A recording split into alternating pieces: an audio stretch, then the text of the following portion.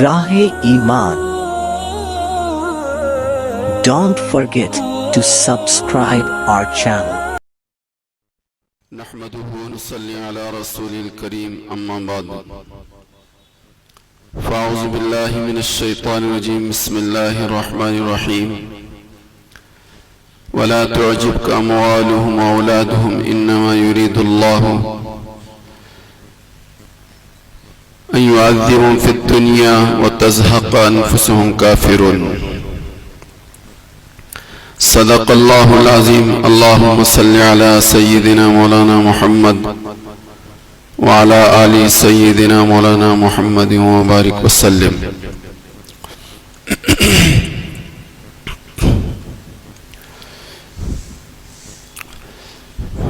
بزرگان محترم، عزیزان گرامی، دوستوں اور عزیز ساتھی،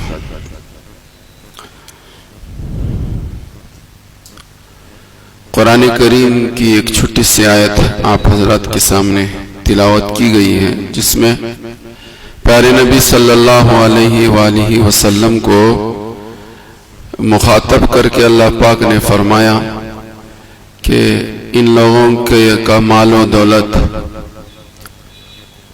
اور ان کی آل اولاد آپ کو بھلی نہ معلوم ہو. وَلَا تُعْجِبْكَ أَمْوَالُهُمْ وَأَوْلَادُهُمْ انما یرید اللہ ان یعذبهم بها فی الدنیا وتزهق.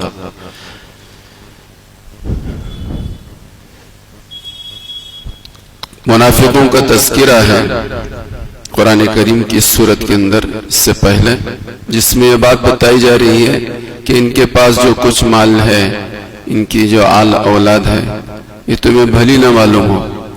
انما یرید اللہ ان یعذبهم، اس کے سوا نہیں کہ اللہ پاک تو ارادہ یہ فرماتے ہیں کہ اس کے ذریعے سے دنیا کی زندگی میں ان کو عذاب دے، اولاد کے ذریعے سے بھی اور مال و دولت کے ذریعے سے بھی. انما یرید اللہ ان یعذبهم فی الدنیا، کہ اس کے ذریعے سے اللہ پاک ان کو دنیا میں عذاب دینا چاہتے ہیں. تو معلوم یہ ہوا کہ جہاں اولاد نعمت ہے، جہاں مال ایک نعمت ہے، وہیں اولاد ایک بڑی مصیبت اور وبال بھی ہے. جہاں دنیا کا مال ایک نعمت ہے، وہیں انسان کے لیے یہ دنیا کا مال عذاب بھی ہے، وبال بھی ہے، آزمائش بھی ہے. لیکن بسا اوقات ایسا ہوتا ہے اور ہوا ہے اور ہو رہا ہے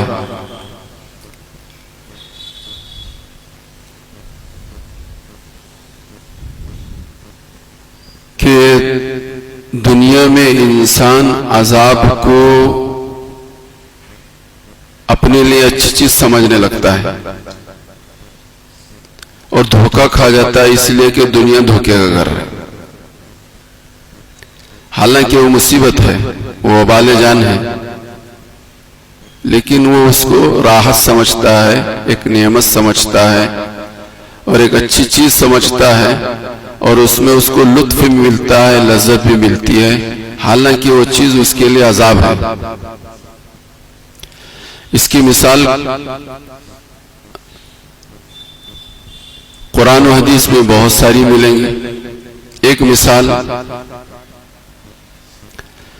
نمرود بادشاہ تھا حضرت ابراہیم علیہ السلام کے زمانے میں. مختلف قسموں سے حالات سے دوچار کیا حضرت ابراہیم علیہ السلام کو. ایک موقع پر حضرت ابراہیم علیہ السلام سے نمرود نے یہ کہا کہ آپ یہ کہتے ہیں کہ سب کا خالق اور مالک اور رب ایک اللہ ہے، اس کی طاقت، اس کی سلطنت، اس کی حکومت، اس کی قدرت جو تذکرہ کرتے ہیں آپ. اور نمرود یہ کہتا تھا کہ میں خدا ہوں. تو نمرود نے کہا کہ میں بھی اپنی فوج کو بلوا لیتا ہوں، آپ بھی اپنی اللہ کی فوج کو بلوا لیجئے، دونوں کا مقابلہ ہوگا، جس کی جیت ہوگی دیکھا جائے گا. تو علماء نے یہ بات لکھی ہے کہ وقت طے ہوا، میدان طے ہوا، اور نمرود کی فوج ساری کی ساری اکٹھا ہو گئی میدان میں۔ حضرت ابراہیم علیہ السلام کی طرف سے اللہ پاک نے ایک فوج بھیجی، اور فوج کیا تھی؟ وہ مچھروں کا گول تھا، جھنڈ تھا، وہ مچھروں کا جھنڈ تھا۔ ایک ایک مچھر ایک ایک فوجی کے ناک میں گھسا اور اس کی موت کا ذریعہ بن کر وہ موت کے منہ میں پہنچ کر جہنم میں پہنچ گیا۔ نمرود یہ سارا تماشا دیکھ کر گھبرا گیا، اور گھبرا کر وہ اپنے محل میں چھپنے کے لیے پہنچا۔ تو روایتوں میں بات یہ لکھی ہے، علماء نے لکھی ہے کہ تو فوجیوں کے ناک میں گھس جانے والے جو مچھر تھے وہ صحیح سالم تھے، لیکن نمرود کا پیچھا کر کے نمرود کے محل میں جا کر نمرود کے ناک میں جاننے والا جو مچھر تھا وہ صحیح سالم نہیں تھا، وہ لنگڑا مچھر تھا، وہ مچھر لنگڑا تھا۔ فوجی جتنے تھے ان کے ناک میں کے راستے سے دماغ تک پہنچنے والے مچھر تو صحیح سالم تھے، اور ان کے دماغ تک پہنچے اور وہ موت کے منہ میں چلے گئے، ان کا قصہ تمام ہو گیا، ختم ہو گیا، وہ ختم ہو گیا ان کا قصہ۔ لیکن نمرود کا ایسا نہیں ہوا۔ نمرود کا ایسے ہوا کہ اس کے دماغ میں جو مچھر گیا وہ لنگڑا گیا، اور قصہ تمام نہیں ہوا، بلکہ وہ اس کا دماغ چاٹتا رہا، کھاتا رہا، جس کی وجہ سے اسے پریشانی اور دقت اور تکلیف اور حالات پر حالات ہوتے رہے۔ تو اس کا کوئی علاج نہیں تھا، اس زمانے میں کوئی اس کا علاج نہیں تھا۔ اس کا علاج یہ تجویز کیا کہ جو بھی آتا تھا نمرود کے دربار میں تو اس کو سلام نہیں کرنا پڑتا تھا۔ نمرود کے دربار میں آنے والے کے لیے سلام یہی تھا کہ جوتا اٹھانا اور 4 چپل جو ہے اس کے سر پہ لگانا، یہی اس کا سلام تھا، یہی اس کا نمرود کے لیے سلام تھا۔ اس چپل کے برسنے پر اسے اطمینان ملتا تھا، سکون ملتا تھا، اس کو راحت ملتی تھی۔ تو یہ چپل کا سر پہ برسنا اس کے لیے ایک نعمت تھی، اس کے لیے ایک نعمت تھی، اس کے لیے ایک راحت تھی، اسی میں اس کو لذت تھی، اسی میں اس کو لطف تھا۔ تو میں یہ کہہ رہا تھا، قرآن کریم نے یہ کہا، نبی جی ان کا مال اور ان کی اولاد آپ کو بھلا نہ معلوم ہو، ہم تو اس کے ذریعے سے ان کو عذاب دینا چاہتے دنیا میں۔ فَلَا تُعْجِبْكَ أَمْوَالُهُمْ وَأَوْلَادُهُمْ إِنَّمَا يُرِيدُ اللَّهُ أَن يُعَذِّبَهُمْ بِهَا فِي الْحَيَاةِ الدُّنْيَا۔ اس اولاد کے ذریعے سے اور اس مال کے ذریعے سے ہم ان کو دنیا میں عذاب دینا چاہتے ہیں، لیکن ان کا یہ عذاب جو ان کو بھلا معلوم ہوتا ہے۔ ایک مثال سے یہ میں نے آپ حضرات کو سمجھانے کی کوشش، میں کیا قرآن کریم سمجھا رہا ہے اور حدیث میں یہ بات بتائی جا رہی ہے۔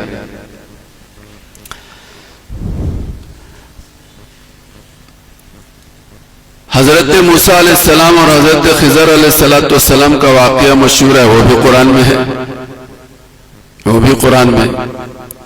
حضرت موسیٰ نے کہا کہ میں آپ کے ساتھ رہوں گا، حضرت خضر نے کہا آپ ہمارے ساتھ رہ نہیں سکتے بھائی، معاف کرو۔ نہیں کہیں گے آپ کی جو شرط ہوگی ہمیں منظور ہے، میں آپ کے ساتھ رہوں گا۔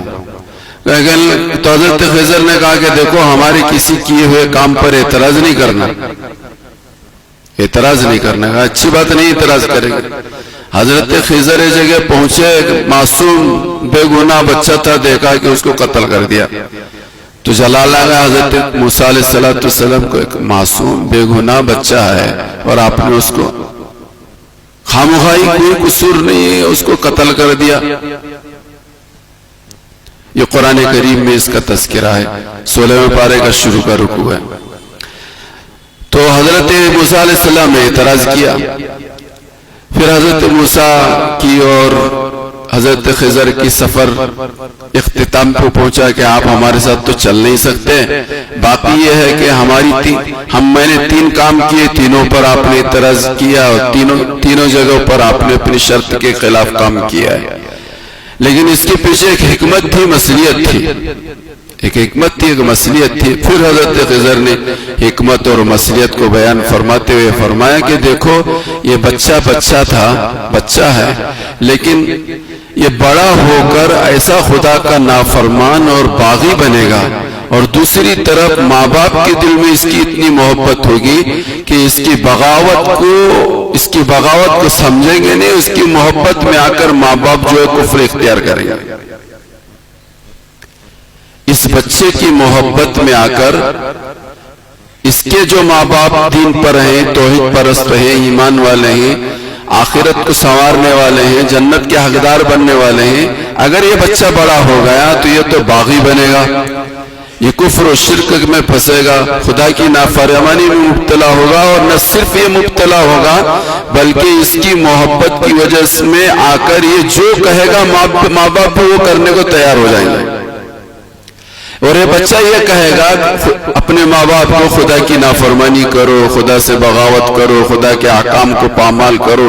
بچے سے ایسی محبت ہوگی کہ بچے کی اس بات کو ماں باپ تسلیم کریں گے، قبول کریں گے، اور بچے کی بات کو پورا کرنے کی کوشش کر کے وہ کفر اور شرک کے دلدل میں پھنس جائیں گے، اور کفر کی حالت میں اس دنیا سے رخصت ہو جائیں گے۔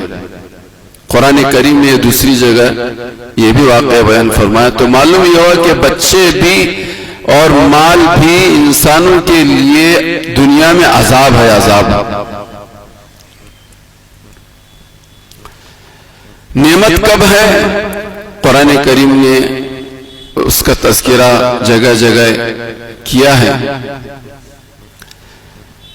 تو مختصر یہ ہے کہ مال ہو کہ اولاد ہو، مال ہو کہ اولاد ہو، کہ جو مال اور جو اولاد انسان کو خدا سے غافل کر دے، سمجھ لینا چاہیے کہ وہ دنیا میں ان کے لیے عذاب ہے، وہ چیز دنیا میں ان کے لیے عذاب ہے۔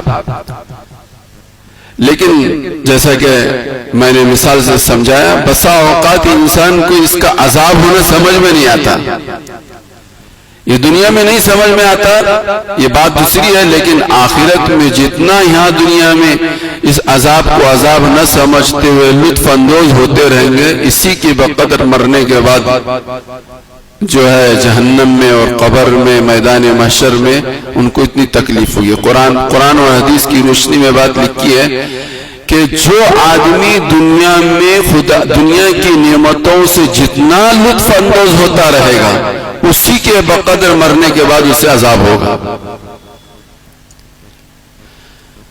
خدا کو فراموش کرتے ہوئے دنیا کی ان نعمتوں، وقتی نعمتوں سے جو جتنا لطف اندوز ہوگا، مرنے کے بعد وہ اسی کے بقدر جو ہے مرنے کے بعد جو ہے کل قیامت کے دن سزا بھگتے گا، اور اپنی سزا کی میں تکلیف اور دقت اور پریشانی وہ محسوس کرے گا۔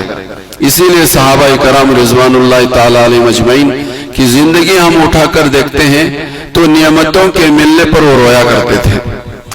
آج ہم سب جو ہے نعمتوں کے چھن جانے پر روتے ہیں۔ یہ تو اللہ ہی کو معلوم کہ کون سی نعمت کس کے لیے نعمت ہے۔ باقی یہ ہے کہ علماء نے یہ بات لکھی ہے کہ کسی آدمی کو اگر اولاد نہ ملے تو شکر ادا کرنا چاہیے۔ ہم تو اولاد کے نہ ملنے پر خدا کی ناشکری کرتے ہیں، لیکن علماء نے یہ بات لکھی ہے کہ اگر کسی کے گھر اولاد نہ ہو تو اسے اللہ کا شکر ادا کرنا چاہیے کہ اللہ نے مجھے فارغ الحال والبال بنا دیا ہے، اللہ ہی اللہ کرنا ہے۔ عام طور پر دنیا میں جو آدمی مصروف ہوتا ہے اولاد کی وجہ سے ہوتا ہے، ان کی شادی بیاہ کا مسئلہ، ان کی روزی روٹی کا مسئلہ، ان کی بیماریوں کا مسئلہ، ان کی ایجوکیشن کا مسئلہ، ان کے گھر بنانے کا مسئلہ، اور پتہ نہیں کتنے بے شمار مسئلے ہیں۔ اسی مسائل کو سامنے رکھتے ہوئے ماں باپ جو ہیں وہ 19-20 کر لیتے خدا اور اللہ کے حکموں کو اور رسول کے طریقے کو، اور ان مسائل کو حل کرنے کی کوشش کرتے ہیں. تو علماء نے یہ بات لکھی ہے کہ اولاد کی کسی کے گھر نہ ہو تو اسے اللہ کا شکر ادا کرنا چاہیے کہ اللہ نے مجھے فارغ پر رکھا ہے اللہ کے ذکر کے لیے, دین کی خدمت کے لیے, دین کی محنت کے لیے. اور اگر کسی کو اولاد دے دیا اور لے لیا تو اس کو اور زیادہ شکر ادا کرنا چاہیے. کسی کو اولاد نہیں دیا ہے تو بھی اسے شکر ادا کرنا چاہیے. اور اگر کسی کو اولاد دے دیا ہے اور بچپن ہی میں بھلا لیا اللہ تعالیٰ نے تو اسے مزید اور شکر ادا کرنا چاہیے. حضرت تھانوی نور اللہ عمر قدر نے ایک واقعہ لکھا ہے. ایک بزرگ تھے پچھلے زمانے میں, وہ سوئے ہوئے تھے اور اچانک ان نیند سے بیدار ہوئے, اور جیسے نیند سے بیدار ہوئے جو مریدین تھے, متوسلین تھے, متعلقین تھے, اس نے کہا کہ فوراً ایک لڑکی دیکھو, فوراً ایک لڑکی دیکھو, مجھے نکاح کرنا ہے, مجھے نکاح کرنا ہے. لوگ پریشان ہیں, حضرت خیریت تو ہے, ابھی تو سوئے ہوئے تھے, کیا نیند سے بیدار ہوئے گا, کہہ رہے لڑکی دیکھو, لڑکی دیکھو, لڑکی دیکھو, نکاح کرنا ہے, نکاح کرنا ہے. اس سے پہلے نکاح کرنے کو کہتے تھے, نکاح کرنے کو تیار نہیں تھے, نکاح نہیں ہوا تھا, لیکن شیخ بنے ہوئے تھے. بہرحال مختصر یہ کہ نکاح ہوا, بچی ہوئی, اور بچی ہونے کے بعد اس کا انتقال بھی ہوا. کسی نے ہمت کر کے یہ سارے واقعے کا ماجرا کیا ہے پوچھا تو اس بزرگ نے فرمایا کہ در حقیقت بات یہ تھی کہ میں جیسے سویا, میں ایک دیکھا ایک آدمی جا رہا پل صراط پر سے گزر رہا ہے لیکن لڑکھڑا رہا ہے, چل نہیں پا رہا ہے. پل صراط ایک منزل ہے. علماء نے یہ بات لکھی ہے, میں انسان جب قبر سے اٹھیں گے تو کوئی ہانکنے والا ہانکے گا, ہانکنے والا سارے انسانوں کو ہانکے گا, اور میدان محشر میں ساری انسانیت کو, حضرت آدم علیہ السلام سے لے کر قیامت تک دنیا میں جتنے انسان دنیا میں آئے تھے وہ سب اپنی اپنی قبر سے سر سے مٹی جھاڑتے ہوئے کھڑے ہوں گے, اور پھر ایک ہانکنے والا ہانکے گا, سب کو میدان محشر میں لے کر چلے گا. اور 3 گروپ بنیں گے. ایک گروپ تو یہ ہوگا, وہ ہوگا جو سواریوں پر سوار ہو کر میدان محشر میں پہنچے گا. میدان محشر کہاں ہے, اس سلسلے میں علماء نے جہاں بہت ساری باتیں لکھی, وہاں ایک بات یہ بھی لکھی کہ وہ عرفات کا میدان ہے. عرفات کے میدان کو اللہ پاک وسیع کر دیں گے, اس میں کشادگی پیدا کر دیں گے, وسعت پیدا کر دیں, سارے انسان میدان عرفات میں اکٹھا ہو جائیں گے, وہی میدان محشر ہوگا. تو ہم تو ہندوستان میں ہزاروں کلومیٹر ہے میدان عرفات کا میدان, کتنے ہزار کلومیٹر آپ جانتے ہیں. تو بیلگام میں دفن ہونے والے بھی بیلگام ہی میں اٹھیں گے, لیکن اٹھنے کے بعد وہاں تک جانا پڑے گا. وہ جائیں گے کیسے, وہ جانے کی 3 شکلیں ہوں گی. جائیں گے جو جائیں گے وہ 3 شکلیں ہوں گی. وہ 3 شکلوں میں سے پہلی شکل یہ ہے کہ کچھ لوگ اللہ کے برگزیدہ نیک لوگ وہ ہوں گے جو سواریوں پر سوار ہو کر جائیں گے. سواریوں پر سوار ہو کر جائیں, وہ تو ماشاءاللہ اللہ ہم سب کو بھی سواریوں پہ سوار ہو کر کرا کر کے وہاں تک پہنچا دے. اور ایک جماعت وہ ہوگی جو پیدل چلیں گے, میدان محشر تک پیدل چلیں گے. اور پیدل چلنے میں یہاں سے وہاں تک تو کوئی پیدل آ جاتا نہیں ہے. وہ کیا کہتے ہیں, مکہ مکرمہ سے بہت ہوا تو مینا سے عرفات, عرفات سے مزدلفہ, اور مزدلفہ سے مینا, اور مینا سے مکہ. کیا حالت بنتی ہے, ان جانے والوں سے پوچھو. وہ تو 8-15 کلومیٹر ہے, 8 سے 10 یا 9-15 کلومیٹر زیادہ ہے. وہ کیا حالت بنتی ہے انہوں حضرات سے معلوم کرو. تو بیلگام والے تو بیلگام سے چلیں گے تو وہاں تک پہنچنے میں کیا حالت ہوگی وہ تو سب سمجھ سکتے ہیں. ایک جماعت تو پیدل چلے گی, اور تیسری جماعت اللہ میری تمہاری سب کی حفاظت فرمائے, وہ منہ کے بل چلے گی. وہ نہ ہاتھ سے چلیں گے نہ پیر سے چلیں گے, بلکہ وہ منہ سے چلیں گے. صحابہ نے پوچھا یا رسول اللہ, پیر سے کوئی منہ سے کیسے چلے گا کوئی؟ تو تو اللہ نے فرمایا کہ جس خدا نے پیروں سے چلنے کی طاقت انسانوں کو دے رکھی ہے، جس خدا نے کسی کو پیر بھی نہیں دیے، ہاتھ بھی نہیں دیے، اور دنیا میں ایسی مخلوق پیدا کر دی کہ جو پیٹ کے بل چلتی ہے، تو وہ خدا ان انسانوں کو منہ کے بل چلائیں گے، اور ان کے منہ کے بل چلنا ہی ان کے لیے پریشانی اور ان کے آخری انجام کا عطا اور پتہ بتانے والی چیز ہوگی۔ اللہ میری تمہاری سب کی حفاظت فرمائے۔ تو میں کیا کہہ رہا تھا؟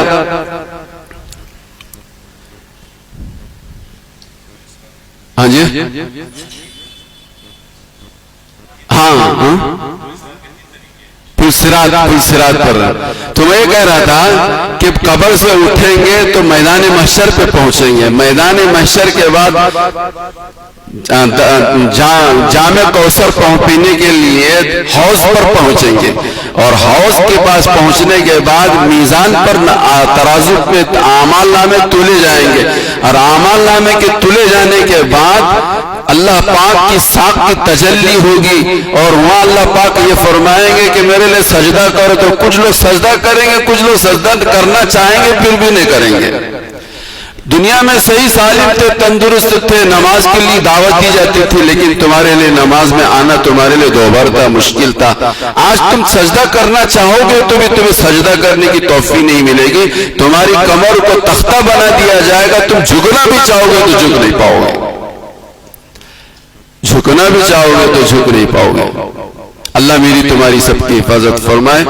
جماعت نماز کی دعوت دینے والوں کو غنیمت سمجھنا چاہیے، دعوت دے رہے ہیں، کم سے کم آج نہیں تو کل دعوت قبول کر کے جیتے جی نہ مسجد میں آ کر سجدہ ریز ہونے کا اپنے آپ کو عادی بنا لینا چاہیے، ورنہ کل قیامت کے دن چاہو گے تو بھی سجدہ کرنے کی توفیق تمہیں نہیں ملے گی، اور یہ توفیق نہ ملنا ہی اس آدمی کے جہنمی ہونے کی علامت ہوگی۔ تو ساق کی تجلی کے بعد مسئلہ جو رہے گا وہ پلسرات کا رہے گا، ساق کی تجلی کے بعد جو مسئلہ رہے گا وہ پلسرات کا رہے گا۔ تو میں واقعہ سنا رہا تھا، وہ واقعہ بزرگ کا واقعہ جو سنا رہا تھا، میں نے دیکھا کہ پلسرات پر ایک آدمی گزر رہا ہے، لیکن راستے وہ پلسرات کا راستہ جہنم پر بچھا ہوا ہے، اس راستے پر کوئی ایک آدمی صحیح سے چل نہیں پا رہا ہے، گر رہا ہے، پڑ رہا ہے، وہ چل نہیں پا رہا ہے۔ اچانک میں نے دیکھا ہے کہ ایک بچی آئی اور اس نے اس کا ہاتھ تھام لیا اور آنن فانن ادھر سے ادھر پہنچا دیا، لمحوں میں سیکنڈوں میں اس بچی نے اس کو یہاں سے وہاں تک پہنچا دیا۔ تو میں نے پوچھا کہ یہ کیا ماجرا ہے، یہ ماجرا کیا ہے؟ کہ یہ تو بیچارہ چل نہیں پا رہا تھا، یہ بڑی عمر والا تھا، ایک چھوٹی سی بچی آئی اور اس بچی نے اس کا ہاتھ پکڑ کر آن کے آن میں سیکنڈ کے سیکنڈ میں یہاں سے وہاں پہنچا دیا۔ تو فرمایا کہ یہ لڑکھڑاتا ہوا جو چل رہا تھا، اٹک اٹک کر اور کٹک کٹ کٹ کے جو گر رہا تھا، یہ باپ ہے، یہ آنے والی وہ بچی ہے جو پیدا ہونے کے بعد بلوغت سے پہلے معصومی کی حالت میں اس دنیا سے رخصت ہوئی، تو اس بچی نے اس کا ہاتھ تھام کر یہاں سے وہاں پہنچا دیا۔ تو معلوم ہوا کہ بچیوں کا پیدا ہونا اور ان کے بڑے ہونے سے اس دنیا سے پہلے رخصت ہو جانا بھی انسان کے لیے پلسرات پر سے گزارنے کا ایک ذریعہ، اور ان کی شفاعت ان کے لیے کام آئے گی۔ جب یہ خواب میں نے دیکھا تو کہا کہ میرے لیے پاس تو کوئی ذخیرہ ہے نہیں، کم از کم شادی ہو جائے، شادی کے بعد بچہ ہو جائے، اور بچہ ہونے کے بعد اگر میرا بچہ مر جاتا ہے تو میرے لیے پلسرات آسان ہے۔ اس لیے میں نیند سے بیدار ہوتے ہی فوراً آج تک نکاح سے گریز اور پرہیز کر رہا تھا۔ میں اس نیت سے نکاح کیا تھا کہ شادی کروں گا، بچہ ہو جائے، اور بچے کے پیدا ہونے کے بعد وہ بچہ انتقال کر جائے، میری آخرت کا مسئلہ حل ہو جائے۔ تو بچہ پیدا نہ ہونا بھی کسی کے گھر نعمت ہے، اس کو بھی شکر ادا کرنا چاہیے۔ جس کے گھر بچہ پیدا ہو جائے، انتقال کر جائے، اسے تو مزید اور شکر ادا کرنا چاہیے۔ بے صبری اور شکوے اور شکایت، اللہ تو دینا، تجھے لینا ہی تھا تو دیا کیوں؟ لینا ہی تھا تو دیا کیوں؟ یہ اچھی چیز نہیں ہے، یہ اچھی چیز نہیں ہے۔ بہرحال میں یہ کہہ رہا تھا کہ قرآن کریم نے یہ کہا ہے کہ جو مال اور جو اولاد، جو مال جو اولاد، چاہے تمہیں اس میں اس وقت راحت مل رہی ہو، تمہیں دل کو اچھا لگ رہا ہو، راحت کا سامان تمہیں سمجھ میں آ رہا ہو، بہر کیف جو مال اور جو اولاد جو ہے دین سے اور راہ راست سے ہٹانے والی ہو، وہ تمہارے لیے ہمارے لیے عذاب ہے، عذاب ہے۔ اللہ ہم سب کو سمجھنے کی توفیق عطا فرمائے، اس کو وبال جان بنانے سے، اس مال کو زحمت بنانے سے، اس مال کو اور اولاد کو اپنے لیے عذاب بنانے سے بچانا ہے، تو اس کے لیے دین کی محنت ہے، اس کے لیے اپنی اولاد کو دین پر کھڑا کرنا ہے۔ اللہ اس بات کو سمجھنے کی مجھے بھی اور آپ کو بھی سب کو توفیق عطا فرمائے۔ وآخر دعوانا الحمدللہ۔